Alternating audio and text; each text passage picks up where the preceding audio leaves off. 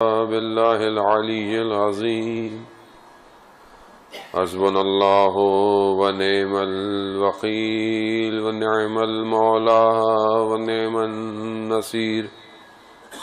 أعوذ بالله من الشيطان الرجيم. بسم الله الرحمن الرحيم. الحمد لله الذي يؤمن الخائفين وينجي الصالحين ويضع المستكبرين ويهلك ملوكا ويستخلف آخرين. والصلاة والسلام على رسول الثقلين محبوب رب المشرقين والمغربين جد الحسن والحسين نبينا سيدنا بالقاسم محمد. صلى على محمد وآله الطيبين الطاهرين المعصومين لا سيما بقية الله في الأرضين. روحي وأرواحنا لتراب مقدم الفداء ولعنة الله على أعدائهم أجمعين. بسم الله الرحمن الرحيم. رب اشرح لي صدري ويسر لي أمري واحلل عقدة من لساني يفقهوا قولي. اما بعد فقد قال رسول الله صلى الله عليه وآله وسلم افضل الاعمال امتی انتظار الفرج. صلوات بھیجیں محمد وآل محمد.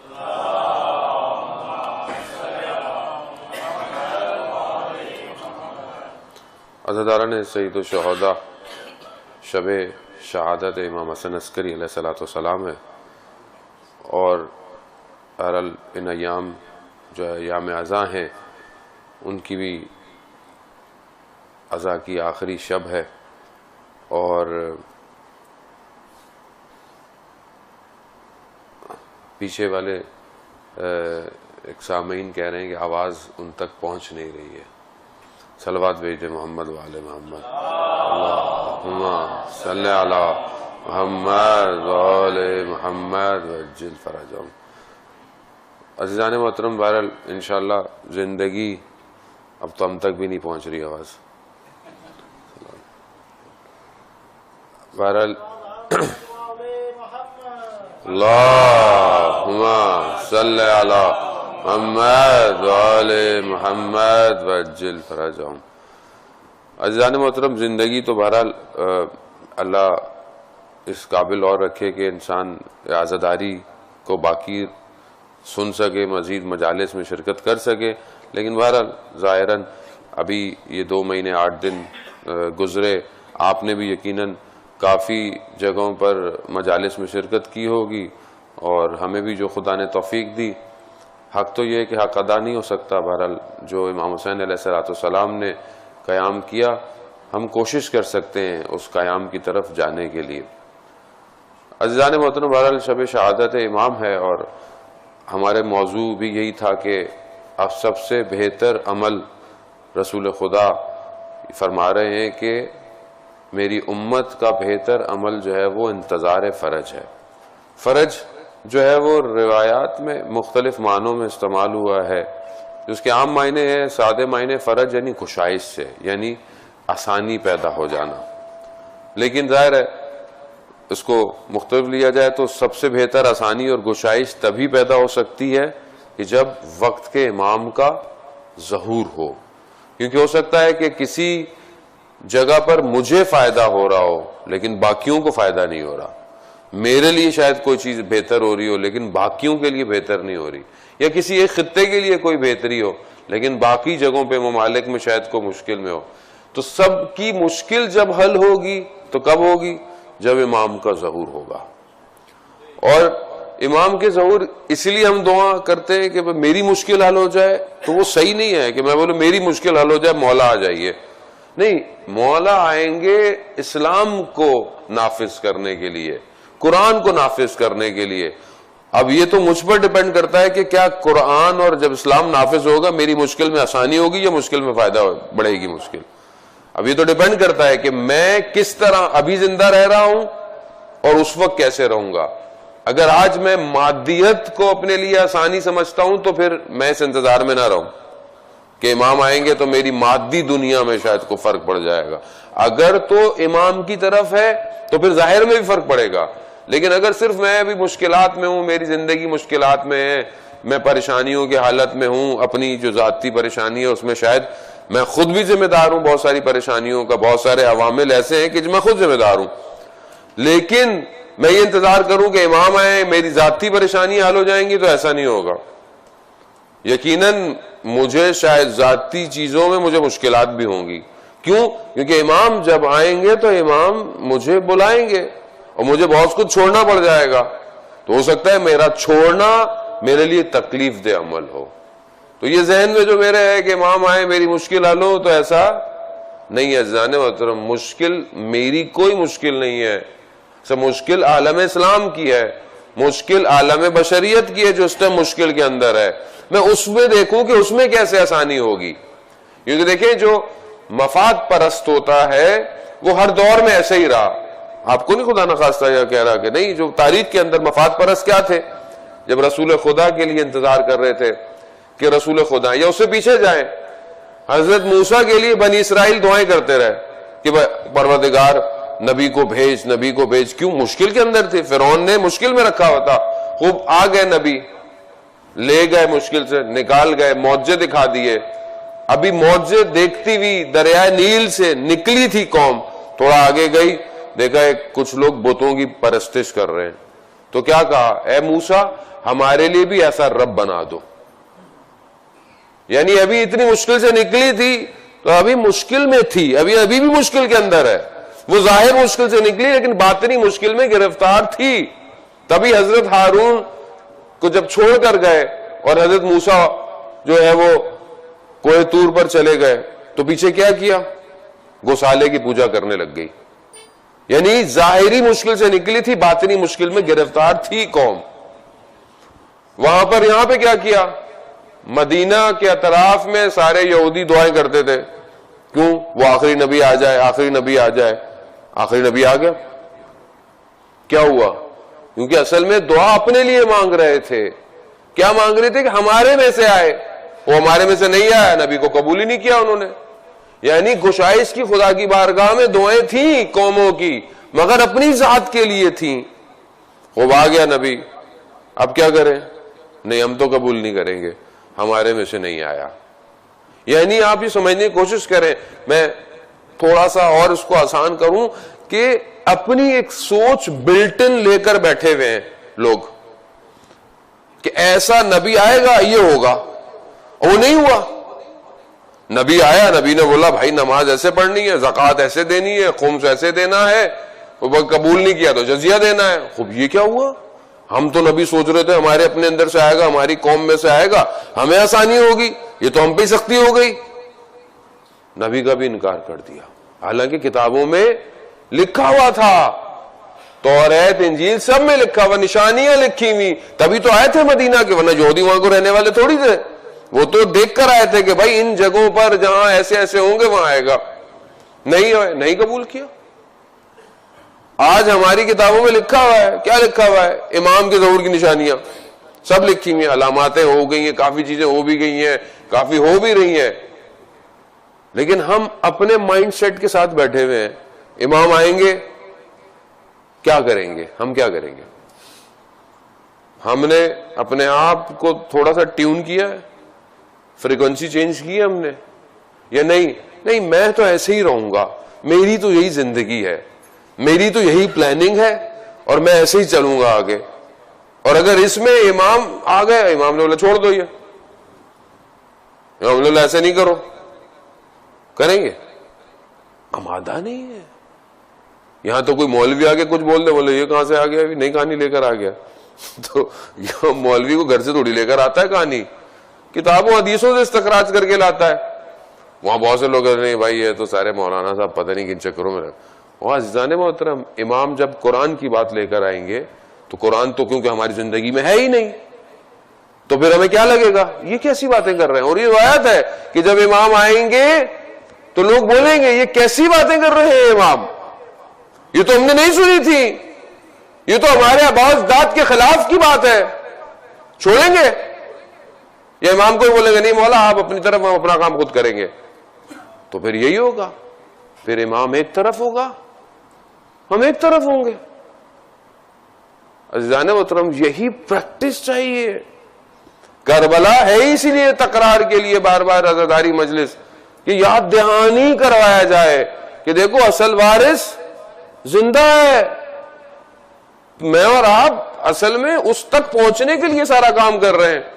میں اور آپ وارث نہیں ہے, اصل وارث وہ ہے. اور آج شب عزا کا اصل وارث ویسے بھی امام زمانہ ہے کیونکہ والد محترم کی شہادت ہے ان کے.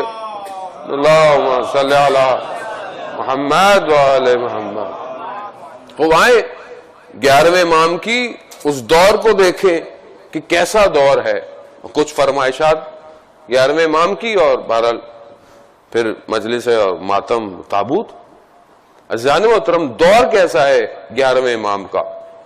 11واں امام جب ہیں اس سے پہلے آپ دیکھیں سارے امام سختیاں, زندان, اپنے پاس بلا لینا, قید میں رکھنا, نظر بند رکھنا, سارے امام ایسے ہی ہیں. اور جلدی جلدی ایج کم ہوتے ہوئے اب جلدی جلدی 25 سال 27 سال 28 سال کی عمر میں امام جا رہے ہیں. 11ویں امام کا بھی دور جو ہے وہ 6 سال ہے صرف امامت. 6 سال کے اندر 3 جو ہے وہ عباسی خلیفہ ہیں اور ایک سے ایک بڑھ کر جو ہے وہ ظالم اور بدتر شخصیت. پوری کوشش ہے کہ کسی طریقے سے اس خدا کی نظام منصب کی ہوئے شخص کو قید میں رکھا جائے.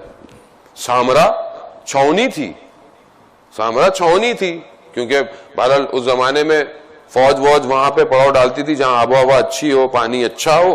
سامرا ویسے ہی تھا اور اچھی ہے. ابھی بھی آپ وہاں جا کر دیکھتے ہیں تو ابھی بھی تھوڑا وہاں پانی ہے اور بہرحال وہ تو حالات خراب ہو گئے لیکن جگہ بہترین تھی اس وقت. امام کو وہیں بلایا گیا, امام کو اپنے پاس رکھا گیا.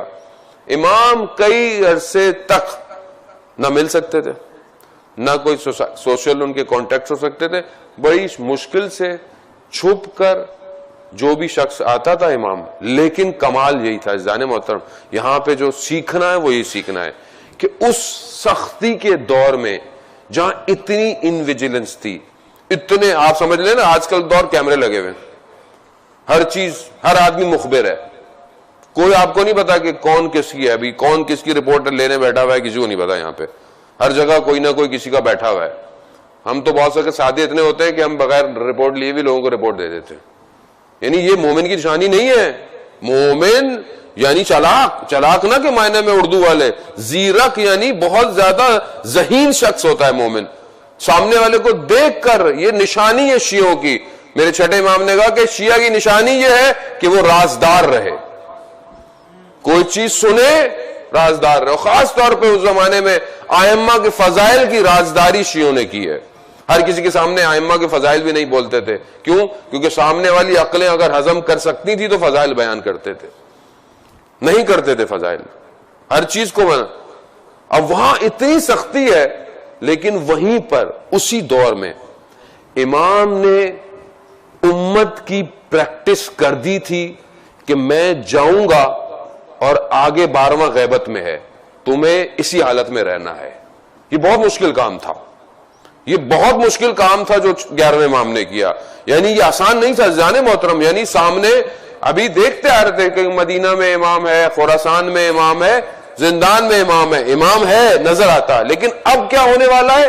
اب امام ہے مگر نہیں ہے تمہارے درمیان میں. اب وہاں پر ایمان اس درجے پر لے آنا کہ اس امام پر ایمان باقی رہی آسان نہیں تھا. میں اور آپ تو پیدا ہی ایسے ہوئے کہ امام زمانہ غیبت میں ہے, غیبت میں ٹھیک ہے, مسئلہ نہیں ہے, غیبت ہم تو سنتے ہوئے آ رہے ہیں. اب معرفت کتنی ہے وہ ایک الگ بات ہے, لیکن وہاں لوگوں کو عادت نہیں تھی. ایک نظام, ایک سسٹم بنا ہوا تھا, وکیلوں کا سسٹم. امام کے لوگ تھے, وکیل تھے, نامہ آتا تھا, سوالات جوابات رد و بدل ہوتے تھے. امام نہیں جا سکتے تھے. امام ایک حبس کی, نظر بند کی کیفیت میں تھے.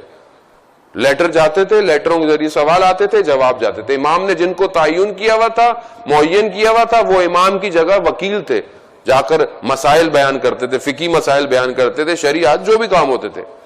ان حالات میں امام نے یہ پورا سسٹم, جو کہ پیچھے سے کچھ اماموں سے, 7ویں امام سے سٹارٹ ہو چکا تھا, لیکن یہاں پر اپنی پیک پر تھا. اور امام جانتے تھے, امام بہتر بتاتا تھا کہ اب 12واں غیبت میں جائے گا, اور پھر اس کے بعد یہی نظام ہے. کب تک ہے کسی کو نہیں پتا سوائے خدا کے. یعنی امام ذہنوں کی وہ تربیت اور نظام کو، یہ عزیزان محترم ہمارے لیے ایک بہت بڑا درس ہے کہ آج ہم اس غیبت کے اندر کتنا ہمارا سسٹم اسٹرانگ ہے، کتنے ہمارے کنیکشن باقی مومنین کے ساتھ اسٹرانگ ہیں جو پوری دنیا میں. یہاں تو ہم ایک جگہ پر مومن اچھے صحیح ایک ساتھ نہیں رہ پاتے، دوسری جگہ پہ کیا رہیں گے؟ یعنی یہی تو ہمارا مسئلہ ہے کہ ائمہ ہماری تربیت کیا کر کے گئے اور ہم کیا کر رہے ہیں. ائمہ ہمیں جوڑنے کے لیے نظام بنا کر گئے، فقہا کا، اپنے بعد علماء کا، اور ہم کیا کر رہے ہیں؟ ہم انہی فقہا کے نظام کو توڑ رہے ہیں، ہم انہی مجتہدین کو برا بھلا کہہ رہے ہیں. اگر یہ مجتہد آج آپ کے پاس نہ ہوتے تو دین آپ کے پاس نہیں ہونا تھا. یہ آپ بریکٹ میں اپنی تخیل سے بات نکال دیں. کیوں؟ کیونکہ پوری دنیا کو اگر تشیع کو کوئی فیس کر رہا ہے تو یہ مجتہد کر رہے ہیں. میں آپ کہاں کر رہے ہیں؟ میں آپ تو اپنے ڈرائنگ روم سے باہر نہیں نکلتے. بہت ہوا تو یہ میں امام بارگاہ کے اندر، بس اس کے علاوہ میں کہاں ہے زندگی میں؟ تشیع کہاں ہے ہماری؟ کہاں ہم تشیع کا پرچم لہرا رہے ہیں؟ کہاں ہم توحید کی بات کر رہے ہیں؟ کہاں ہم امامت کا دفاع کر رہے ہیں؟ لیکن ہمارے لیے ڈرائنگ روم میں بیٹھ کر مجتہد کو گالیاں دے دینا، نعوذ باللہ، برا بھلا کہہ دینا، انہیں کیا پتا، انہیں کیا پتا کہ کیا ہوتا ہے. ہم تو بچپن سے کرتے ہوئے آ رہے تھے. عزیزان محترم ایک لمحے کی مشکل برداشت نہیں کر سکتے جو امت مسلمہ پر پڑ رہی ہے اس ٹائم. میں آپ تو سو رہے ہیں اے سی چلا کر، یمن میں دیکھیں بچے تڑپ رہے ہیں کس طرح، کھانا نہیں ہے، کھال ہڈیوں سے چپک چکی ہے بچوں کی. لیکن نہیں، مجھے کیا فرق پڑتا ہے؟ ہوتا ہے، دنیا میں ظلم ہو رہا ہے، فلسطین میں ظلم ہو رہا ہے، ہر جگہ، ہمیں کیا فرق پڑتا ہے؟ اور جو پرچم کو لہرا رہا ہے، جو پوری دنیا میں امت مسلمہ کو جمع کر رہے ہیں، ہم ان کے خلاف بولتے. اگر آیت اللہ سستانی کا فتویٰ نہ ہوتا، ہم میں سے کوئی کربلا کی زیارت پہ نہیں جا سکتا تھا. عزیزان محترم رستے پہ چلیں، ہر پول پہ شہید کی تصویر لگی ہوئی ہے، اور یہ بتا رہی ہے کہ جو تم چل رہے ہو اس رستے کی ضمانت ہمارے خون نے کی ہے. شہادت دی ہے انہوں نے، بھگا دیا دشمن کو. دنیا اسی نظام سے گھبرا رہی ہے. کیوں؟ کیونکہ یہ ایک جملہ بولتے ہیں، یہاں کروڑوں باہر آ جاتے ہیں. یہی تو خوف تھا. یہ خوف ظاہری عالم اور فقیہ سے ان کو اتنا ہے، اور وہ جو اصل حجت ہے خدا کی جو قائم ہے، وہ جب آئے گی تو کیا ہوگا؟ یہ پریکٹس ہے کہ آج آپ ایک کو فالو کریں تو آپ اس تک پہنچیں گے. یہاں نفس یہی تو مقابلہ نہیں کرنے دے رہا ہمیں. عزیزان محترم یہ 11ویں امام نے نظام کیا. وہیں پر میرے امام شیعوں کی چند خصوصیات بتا رہے ہیں کہ ہم ان کو اپنے اندر پیدا کریں. امام پہلی چیز جو بتا رہے ہیں کہ شیعہ جو ہے وہ یاد خدا میں رہتا ہے ہر وقت، یعنی خدا کو یاد کرتا ہے. اب خدا کو یاد آپ عبادت سے کریں، خدا کو یا خدا کے خوف سے کریں، یا خدا کو یا خدا کے بندوں کو دیکھ کر کریں، یہ آپ کے اوپر ہے. دوسری خصلت جو میرے امام نے فوراً یاد خدا کے بعد بتائی ہے وہ یہ کہ مومن دوسرے مومن کو فائدہ دیتا ہے. یعنی آج میں دیکھوں کہ میری ذات سے کسی کو نقصان تو نہیں ہو رہا. پہلے بھی چند دن جو میں آپ کو شیعہ کی خصوصیات بتاتا رہا چھٹے امام سے مولا کائنات سے، وہ اسی کے آس پاس ہیں. یعنی ہر امام ہمیں جوڑنے کے چکر میں ہے کہ ایک مومن سے دوسرے مومن کو فائدہ ہونا چاہیے. رسول خدا بھی فرماتے ہیں کہ تم میں سب سے زیادہ خیر اسی کی ہے جو ینفع الناس، جو لوگوں کو فائدہ دیتا ہے. بہترین خیر تمہارے اندر ہے. امام بہتر جانتے ہیں انسان کو. امام آگے جو بڑھتے ہیں، جو آج ہمارے معاشرے کے اندر بہت شدید ضرورت ہے، وہ امام کیا فرماتے ہیں کہ جو شخص تفکر اور فکر کرتا ہے، یعنی تفکر یعنی فکر کرنا، یہی حیات کو زندہ رکھتی ہے، قلب کو ایک ایسی آگاہی دیتا ہے تفکر کرنا. امام جعفر صادق علیہ الصلوۃ والسلام ارشاد اللہم صلی علی محمد. امام فرماتے ہیں کہ ابو ذر کہ رحمت خدا ان پر ہو، کہتے ہیں کہ ابو ذر کی خوراک تفکر اور گزرے ہوئے وقت سے عبرت لینا تھی. یہ حضرت ابو ذر کی خوراک تھی. وہاں قرآن جو ہے جہاں علم اور علم کے مشتقات بیان کرتا ہے, علم یعنی جاننا, 1000 سے زیادہ قرآن کے اندر علم کے مشتقات بیان ہوئے ہیں, اور 17 جگہ پر اسٹریٹ قرآن کہہ رہا ہے انظرو, یعنی نگاہ کرو, غور کرو, فکر کرو. یہ غور فکر میری زندگی میں ہے؟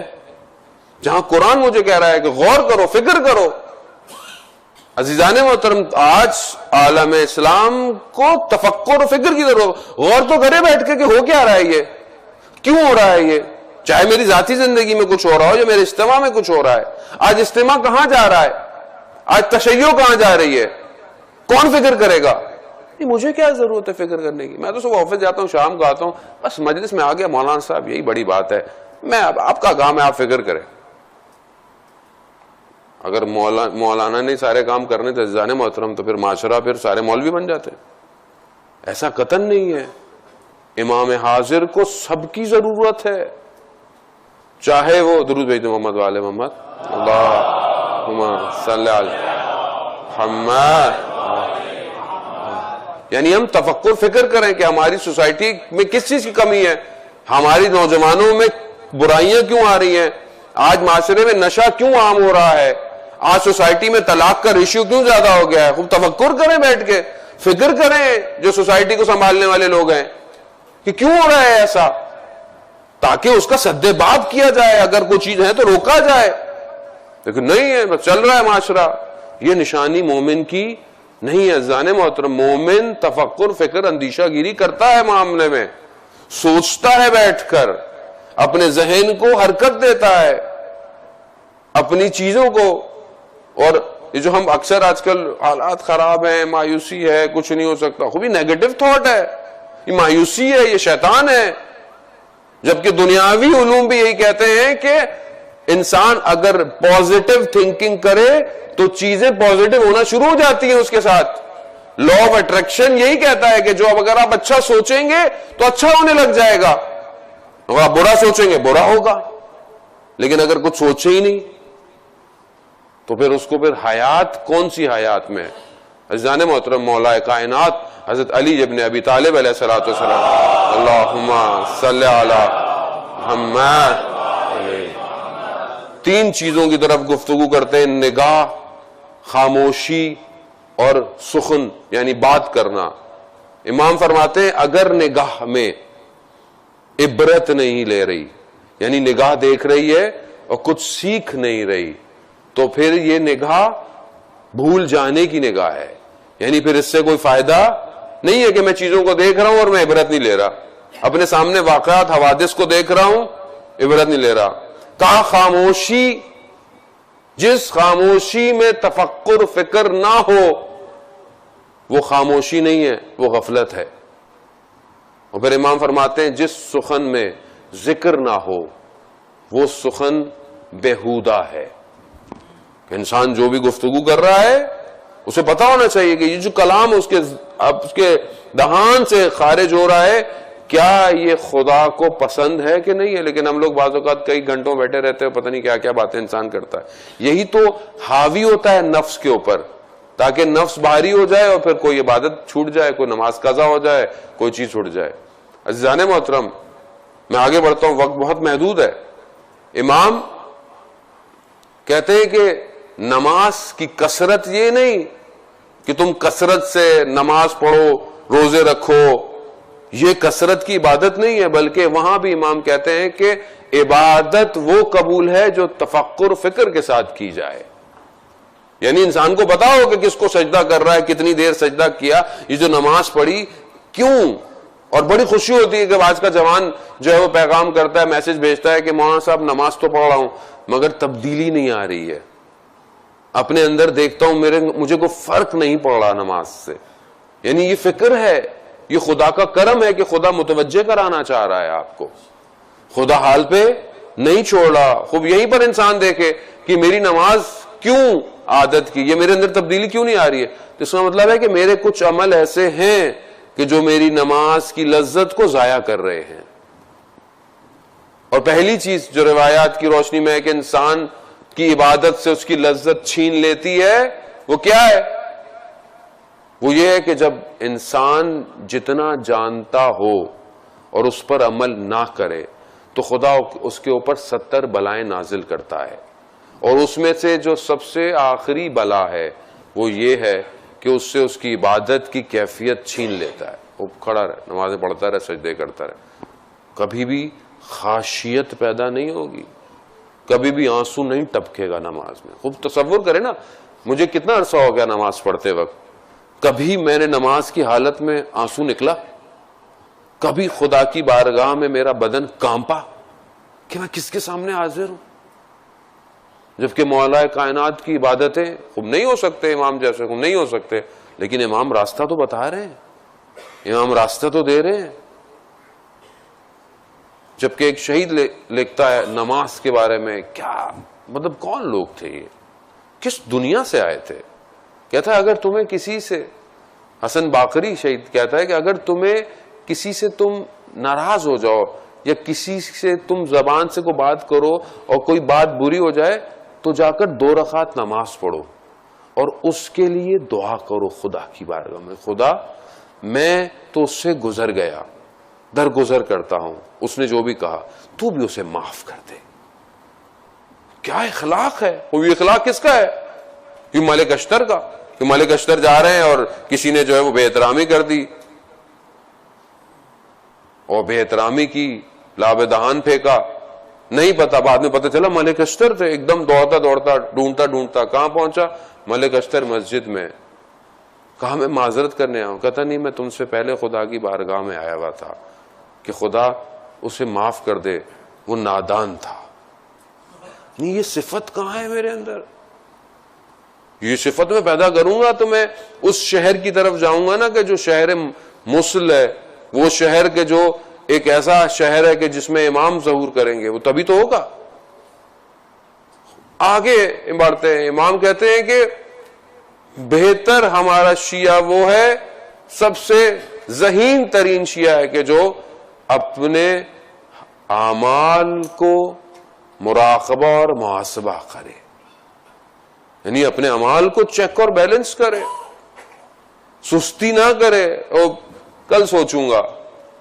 آپ اپنے آفس کا کوئی کام پینڈنگ میں ڈالیں، کل رپورٹ بناؤں گا، پھر کل رپورٹ بناؤں گا، پھر پرسوں رپورٹ بناؤں گا، اور ہفتہ گزر جائے گا، کام آپ کا بڑھتا چلا جائے گا۔ کتنی فائل ہو جاتی ہے اگر آپ ڈیلی کی اپنی کوئی کال لاگس کو بھی ختم نہیں کریں۔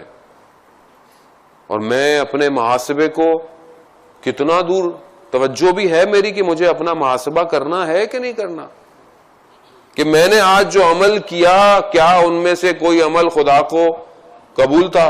شکر خدا، اور کوئی ایسا عمل کہ جو خدا کو قبول نہیں تھا اس کی استغفار کیا، توبہ کیا۔ کون جانتا ہے کہ صبح دوسرے دن اٹھ پائے گا یا نہیں اٹھ پائے گا؟ کوئی نہیں جانتا۔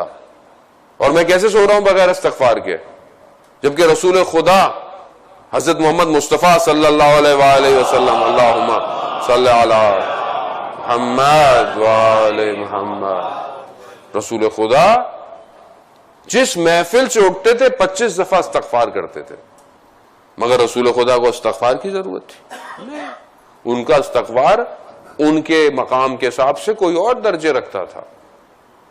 مگر ہمارے لیے کہ میں جس جگہ سے بیٹھتا ہوں اٹھتا ہوں، یقیناً شاید غیبت ہو جائے، شاید تہمت ہو جائے، شاید کوئی غلط بات ہو جائے، استغفار تو کروں، مجھے نہیں پتا۔ عزیزان محترم آگے بڑھے، 11ویں امام فرماتے ہیں کہ موت کی یاد میں رہو ہمیشہ۔ کیوں یاد میں رہو؟ تاکہ جہاں تم مرنے کے بعد جانے والے ہو وہاں کے لیے کچھ کرو۔ روز عاشورہ امام حسین علیہ السلام ایک جو بات کر رہے ہیں اپنے اصحاب کو، کیا کہہ رہے ہیں؟ کہہ رہے ہیں کہ موت کوئی کھودی ہوئی جگہ نہیں ہے، کوئی ایسی جگہ نہیں ہے گہری کہ جہاں تم نے جانا ہے، موت پل ہے، یعنی تم نے موت سے گزر کر کسی اور جگہ جانا ہے، اصل کہانی کہیں اور شروع ہونے والی ہے۔ اسی لیے موت کو یاد کرو تاکہ جہاں جانا ہے اس کی تیاری کر سکو۔ شب جمعہ ہے عزیزان محترم، شب مغفرت ہے، ارواح کی آنے کا وقت ہوتا ہے، جو محرومین جا چکے ہوتے ہیں ان کے لیے دعا کے لیے، ان کے لیے فاتحہ کے لیے جو انسان کر سکتا ہے. کیوں میں نے بھی جانا ہے؟ معاملہ کیا ہے؟ آیت اللہ سیدی مہدی شمس الدین کتاب میں بیان کرتے ہیں کہ ایک اعظم ایک عالم تھے نجف کے اندر، تازی شادی ہوئی اور ایران زیارتوں پر آئے، مشہد مقدس پہنچے اور قریب کوئی جگہ تھی وہاں پہنچے. اچانک سے زوجہ شدید بیمار ہو گئی، اتنی بیمار کہ بس گویا جان نکلتی ہے، بس مرنے والی ہے. کہہ رہے دوسرے کمرے میں گیا میں اور امام زمانہ سے توسل کیا اور کہا یا امام زمانہ، کیا سوچیں گے کہ میں دوسرے ملک آیا تھا اور ان کی بیٹی کے ساتھ اچانک سے میں خیال نہیں رکھ پایا. یہ توسل کیا، دیکھا اچانک سے کمرے میں تو زوجہ بیٹھی ہوئی ہیں اور ایک دم اٹھتے ہی جب مجھے دیکھا انہوں نے بولا کہ یہ کیا کیا تم نے مجھے؟ میں تو اچھی خاصی جا رہی تھی. اب یہ چپ رہے کہ کچھ کھلایا پلایا تو بولا ماجرا کیا ہے؟ کہتا ہے میں نے دیکھا کہ سفید کپڑوں میں حضرت اسرائیل آئے ہیں اور مجھے کہہ رہے ہیں کہ میرے ساتھ چلو گی. میں نے کہا ہاں چلوں گی میں. کہہ رہے ایسے میں دیکھا کہ مولا کائنات تشریف لائے ہیں اور مجھے لے جانے کے لیے کہہ رہے ہیں ہمارے ساتھ نجف چلو گی. میں نے کہا ہاں کیوں نہیں، میں شوق سے آپ کے ساتھ جاؤں گی. کہا میں ابھی ان کے ساتھ جا رہی تھی تو اچانک سے امام زمانہ کمرے میں داخل ہوئے اور تم ان کے دامن کو پکڑ کر کھینچ رہے تھے کہ میری زوجہ کو واپس بھیج دیں. اور جیسے ہی امام وقت نے مولا کائنات کو کہا کہ اس کا شوہر ہم سے متصل ہو رہا ہے، آپ اس کی زوجہ کو ابھی وقت دے دیں اس کو. کہتے ہیں امام نے حضرت اسرائیل کی طرف دیکھا اور کہا کہ کیونکہ ہمارے فرزند نے کہا ہے تو اسے ایک اور مدت تک جب تک خدا اسے زندہ رکھے دے دو. کہا میں اچھا خاصا جا رہی تھی.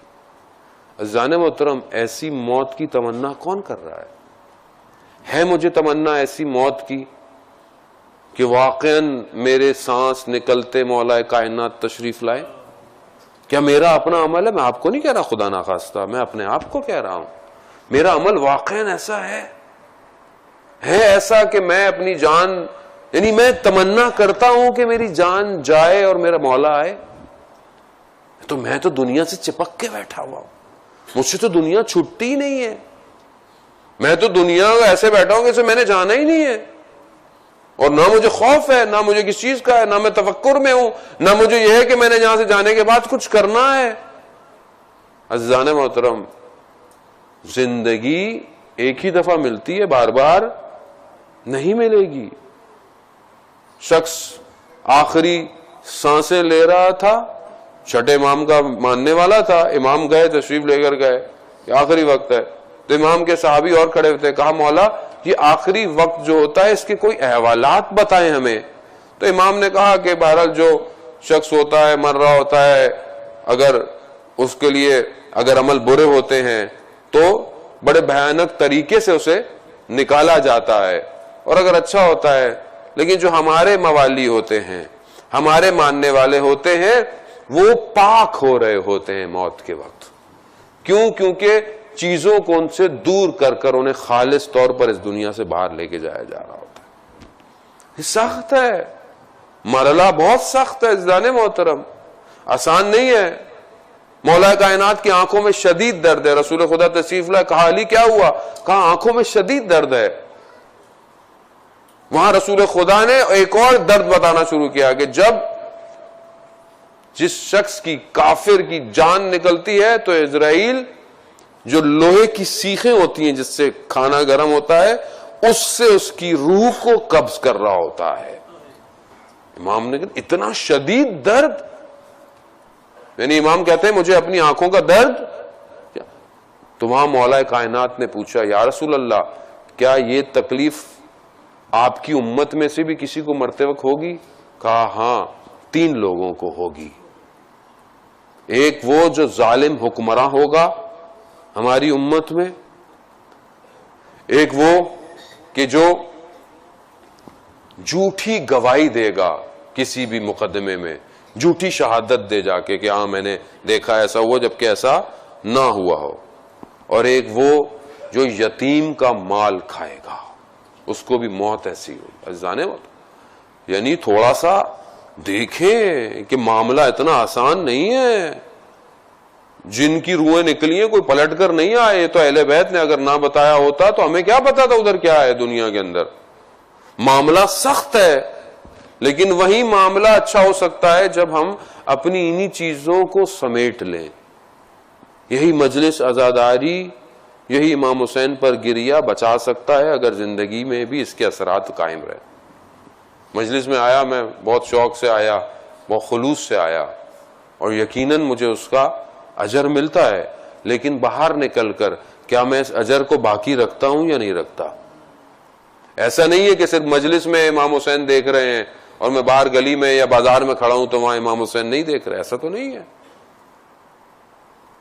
امام وقت حاضر ہے, ہم سب کو دیکھ رہا ہے. ہم سب کے اعمال ہفتے میں روایت کے مطابق 1 یا 2 دفعہ امام کی خدمت میں جاتے ہیں, اور امام کی خدمت میں اعمال جانے کا میں نے پہلے بھی عرض کیا, ایسا نہیں کہ فائلیں جاتی ہیں, نہیں, امام کے لیے فائلوں کی ضرورت نہیں ہے. امام کے لیے کائنات حاضر ہے.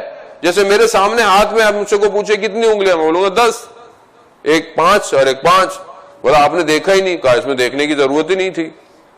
ائمہ کے لیے پوری کائنات ایسے ہی حاضر ہے, ان کو دیکھنا نہیں پڑتا, ان کو سب پتا ہے ان کے آگے ان کے سامنے ہو رہا ہے. میرا پورے عمل ان کے سامنے حاضر ہے.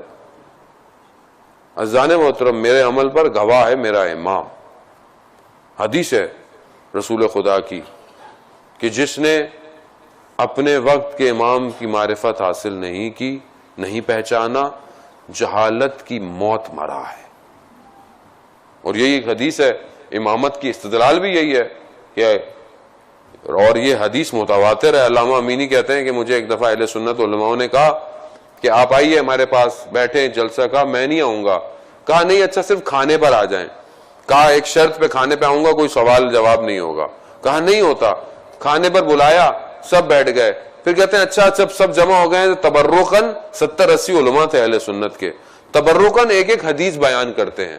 سب نے حدیث بیان کی. علامہ امینی کی باری آئی تو انہوں نے کہا کہ میں حدیث بیان کرتا ہوں, لیکن جب میں حدیث بیان کروں تو سب اس کی تائید کریں, یعنی سب اس کی سند کہ اس کا جو اوریجنلٹی کہاں سے کیسے, سب اس کی تائید کریں.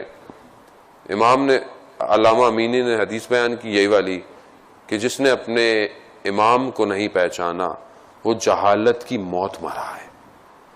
سب نے ایک ایک کر کر اس حدیث کو تائید کیا کہ یہ صحیح حدیث ہے رسول خدا کی. بس وہاں علامہ امینی نے صرف ایک سوال کیا کہ بس مجھے آپ سب یہ بتا دیں کہ رسول خدا کی وفات کے بعد حضرت سیدہ کا امام کون تھا. یعنی اسناد قائم کیا امامت کا. یعنی سب خاموش. کیا جواب دیتے؟ یہ جواب دیتے کہ حضرت سیدہ بغیر امام کو پہچانے چلی گئیں تو سید و نسائل العالمین نہیں ہے, حدیثیں معتبر ہے. یا یہ دیتے کہ فلانے کو مانتی تھی. خوب تو بی بی نے واضح کہہ دیا کہ میں کچھ کو اصل میں راضی نہیں ہوں. میں امام کون تھا پھر حضرت سیدہ کا, وہیں سے پتہ چل جائے. یہی تو رسول خدا دکھانا چاہ رہے تھے اپنی زندگی میں کہ جب حضرت سیدہ آتی تھی تو کھڑے ہو جاتے تھے. یعنی وہ رتبہ فدا ابوا کے باپ آپ پر فدا ہو, اور وہی ایک ایسی چیز تھی. خوب امام کون ہے سیدہ کا؟ سوال ہے, یہ امت مسلم سوال ہے, کون ہے امام صاحب سیدہ کا؟ بس جس نے اس وقت نہیں پہچانا, آج کہاں سے پہچانے گا؟ اور گھبرائے نہیں کہ سب پہچانے, ہم نہ پہچانے. ویسے بھی اچھائی جو ہوتی ہے وہ کوالٹی سے ہوتی ہے, کوانٹٹی سے نہیں ہوتی. آپ شکر کریں عزیزان محترم. یعنی سب سے بڑا شکر یہی ہے کہ ہم ولایت علی ابن ابی طالب کو مانتے ہیں. یہ شکر ہے یہ, کیونکہ بغیر اس ولایت کے کوئی چیز قبول نہیں ہے. اور اس کو مانا تو آج 12ویں کی ولایت کو قبول کریں گے. اور آج اگر ہم یہ حدیث ہمارے لیے ہو کہ جس نے اپنے امام کو پہچانا یا نہیں پہچانا.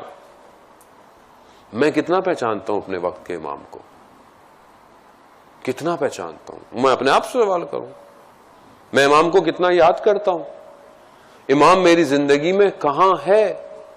24 گھنٹے میں امام کہاں ہے؟ کسی گھنٹے میں امام ہے؟ گھنٹے میں نہیں، منٹ میں ہے، منٹ میں نہیں، سیکنڈوں میں ہے، کہیں ہے امام؟ پھر کیسی پہچان ہے یہ؟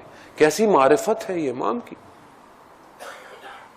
وہ مشہور واقعہ میں پہلے بھی کئی دفعہ عرض کر سکوں، عالم دین سوائے امام زمانہ کے وہ مجلس ہی نہیں پڑھتے تھے. مجلس پڑھ رہے تھے، لوگ بیٹھے ہوئے تھے، 40-45 سال ایوریج زندگی.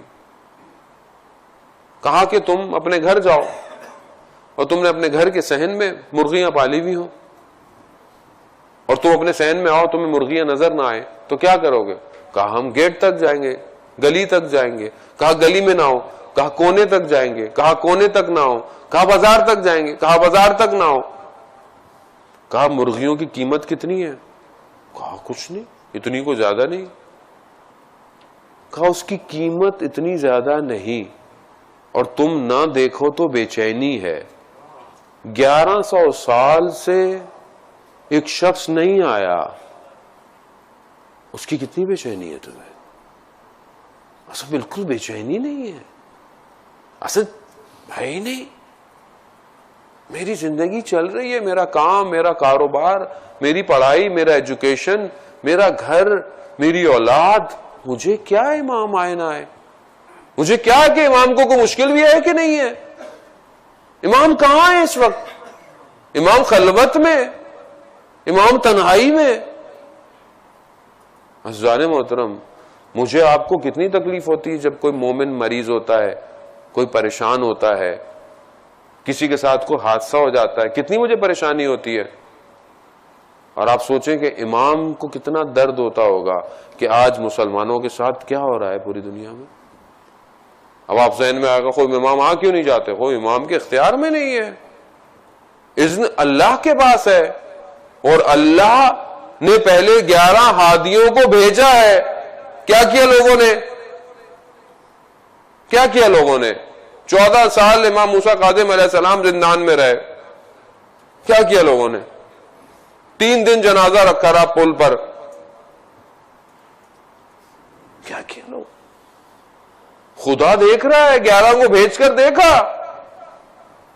کربلا کے دشت میں بلانے والے لوگ تھے، پیاسا شہید کر دیا، بچے بھی شہید ہو گئے، اہل بیت اسیر ہو گئے. خدا دیکھ رہا ہے، خدا جانتا ہے. خدا 12ویں کو بھی بھیج دے اور ہم لوگ کیا کریں گے؟ کیا کریں گے ہم لوگ؟ جب تک میں تیار نہیں ہوتا نہیں آئے گا. میں اس چکر میں ہوں کہ نہیں میری کیا ضرورت ہے، وہ جو تیار ہو رہے ہیں، وہ جو تیار ہو رہے ہیں. نہیں عزیزان محترم، یہ آخری لائن ہوگی ظہور. یہ آئے گی فاصلے حق اور باطل کو الگ کرنے کے لیے. یہ خدا کی آخری حجت ہے. اب اس کے بعد کوئی امام نہیں آئے گا، کوئی نبی نہیں آئے گا. نبی بھی حضرت عیسیٰ آئیں گے تو امام کے پیچھے آئیں گے نماز پڑھنے کے لیے. یعنی اب نہیں ہے کہ خوب امام آئے تو بالکل، اب کوئی موقع نہیں ہے، یہ آخری موقع ہے. یہ حجت خدا آئی اگر امام کی طرف تو کیا بات، اور اگر امام کے مقابلے میں تو ساری زندگی جو میں دعائیں کرتا رہا اللہ جل اللہ جل اللہ جل، کہاں جائیں گی؟ عزیزان محترم، بہت پرآشوب دور ہے یہ. ایک نیکی کرنا گویا انگارے کو ہاتھ میں رکھنا ہے. ایسا ہی ہے، یہ سخت دور ہے، یہ آسان نہیں ہے. آپ کر کے دیکھ لیں نیکی، اور آپ دیکھ رہے ہیں. لیکن ہم اپنے امام کی فکر میں رہیں عزیزان محترم. ایک حرام چھوڑنا امام کے قریب کر دیتا ہے انسان کو. آیت اللہ عراقی کی بہن حج کرنے جانا چاہتی تھی. خوف تھا کہ حج کے طواف میں کہیں نامحرم سے ٹکرا نہ جاؤں. اس خوف سے اپنے بھائی کے پاس گئی تو بھائی نے ایک ذکر دیا، یہ پڑھتی بھی جائے. گئی، طواف کر رہی تھی، اچانک سے دیکھا کہ ایک عرب نورانی سا آیا ہے اور سب دور ہو گئے. کوئی اور شخص نہیں تھا، وقت کا امام تھا. کہا طواف کروایا. کہتی ہیں کہ میں نے اس طواف میں چند بار امام کو تبرکن ہاتھ لگا کر چوما. اچانک سے جب طواف ختم ہوا چلے گئے، واپس لوگ آ گئے. یعنی ایک دغدغہ، ایک غلط اپنے آپ کو بچانا امام کے قریب کر دیتا ہے. میں آپ بھی کریں عزیزان محترم، کب کریں گے؟ کب ان آنکھوں کو گناہوں سے، چیزوں سے بچائیں گے کہ امام کو دیکھنا ہے مگر نہیں دیکھنا ہے امام کو، مگر نہیں دل چاہتا میرا کہ میں امام کو دیکھوں. یا تو آپ بولے کہ نہیں چاہتا ہوں، نہیں چاہتا تو میں کتنا، اگر میں اپنے آپ کو کتنا بدبخت ہوں کہ جس کی نگاہیں پوری دنیا کو دیکھ رہی ہیں اور امام زمانہ کو نہیں دیکھتی. میں ہر چیز کو دیکھ رہا ہوں اور امام کو نہیں دیکھ رہا. آئیں عزیزان محترم اسی امام کے گھر چلے. وہی امام آج وہی امام. آپ تصور کریں، بس ایک کیفیت ہے، اگر سمجھ میں آئے تو گریہ کیجیے گا. تصور کریں کوئی شخص کا کوئی دنیا سے چلا جاتا ہے، کچھ دن تک اسے آرام آ جاتا ہے. کچھ لوگ آتے ہیں، ملتے ہیں، دلاسا دیتے ہیں. مگر آپ امام کا سوچیں نا کہ اس دن سے جب امام 5 سال کے تھے، اس وقت سے باپ کے جانے کے بعد سے غیبت میں ہے امام. دلاسا دینے والے لوگ امام کو آ نہیں پائے. زندگی انسان کی گزر جاتی ہے، غم ختم ہو جاتا ہے. مگر یہاں کتنے 100 سال ہو گئے غم ہے. اور یہ صرف یہ غم نہیں ہے. آپ زیارت ناہیہ میں میرا امام کہتا ہے میرا سلام ہو، جد کو سلام کیا کہتے ہیں؟ میرا سلام ہو اس داڑھی پر جو خون سے آلودہ ہوئی،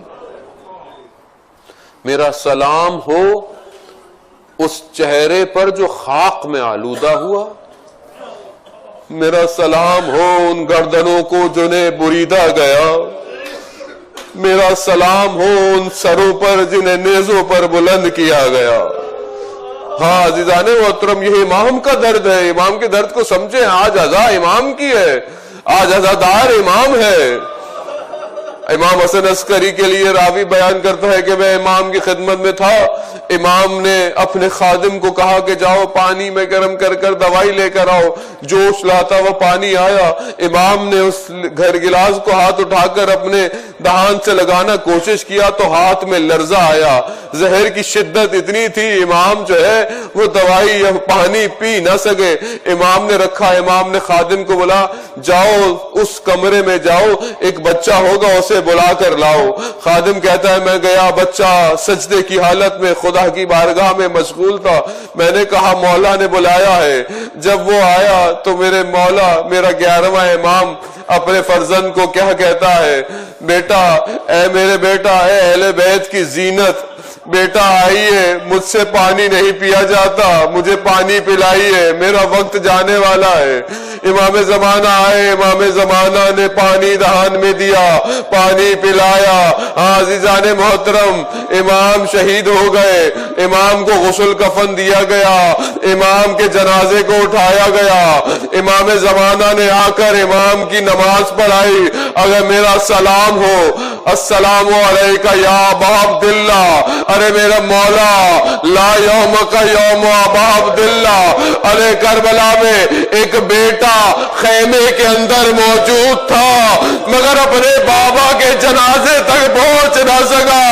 ارے خاک میں بریدہ لاشا ایسا تھا کہ 11 محرم کو جب بی بی زینب گزری ہے تو وہ بیٹی جو باپ کے سینے پہ سوتی تھی وہ یہ کہتی ہے ارے پھپھی جان یہ کون ہے، یہ کس کا بدن ہے؟ ماتم حسین.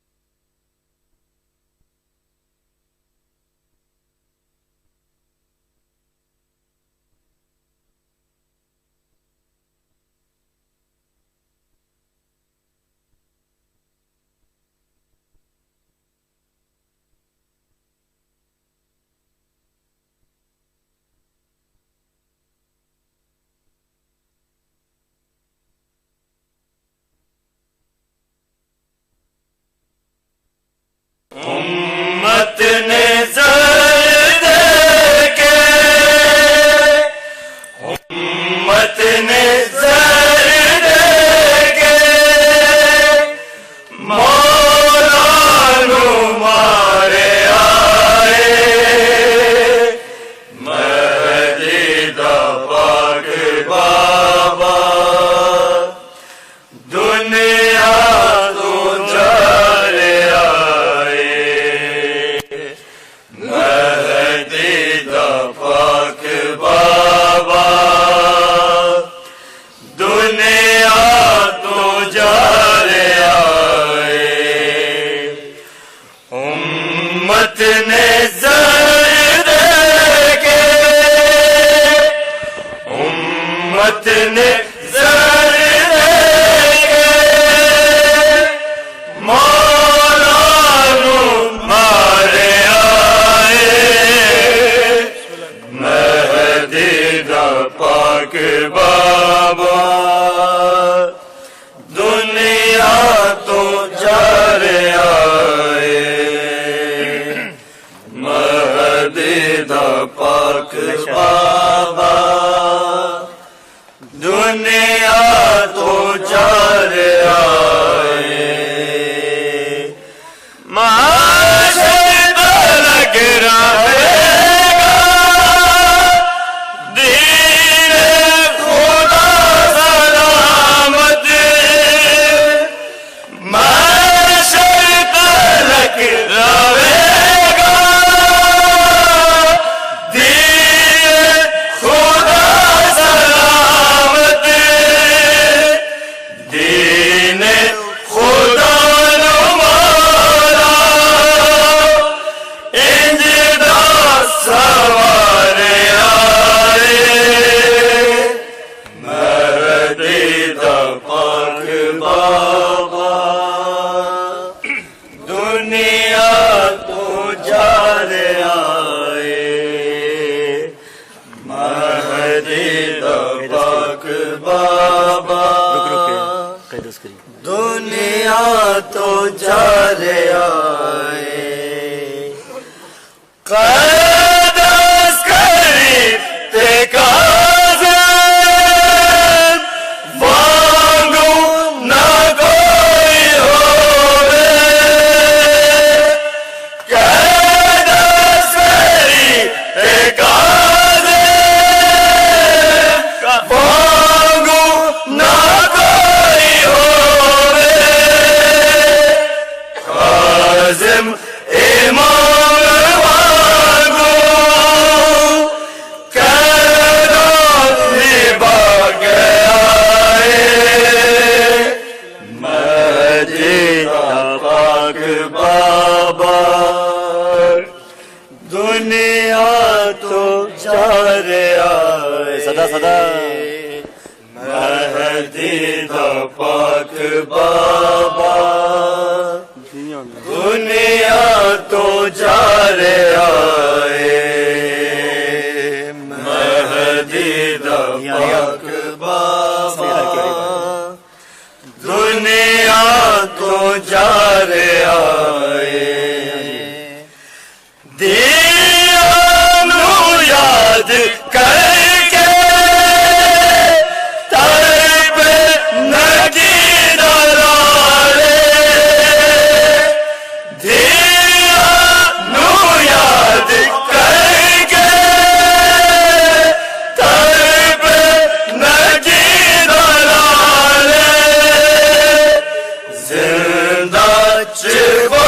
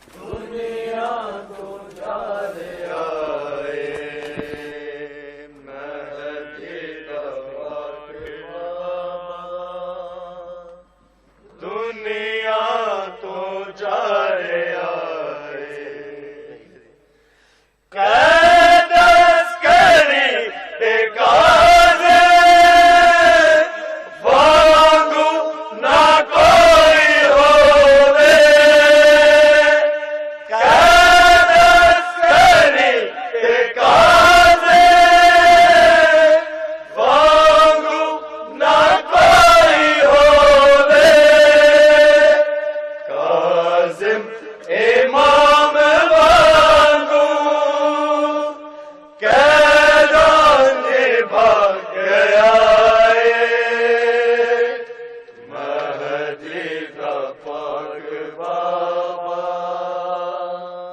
دنیا کو جارے آئے مہدی کا پاک بابا دنیا تو جارے آئے مہدی کا پاک بابا دنیا تو جارے آئے مہدی کا زندگی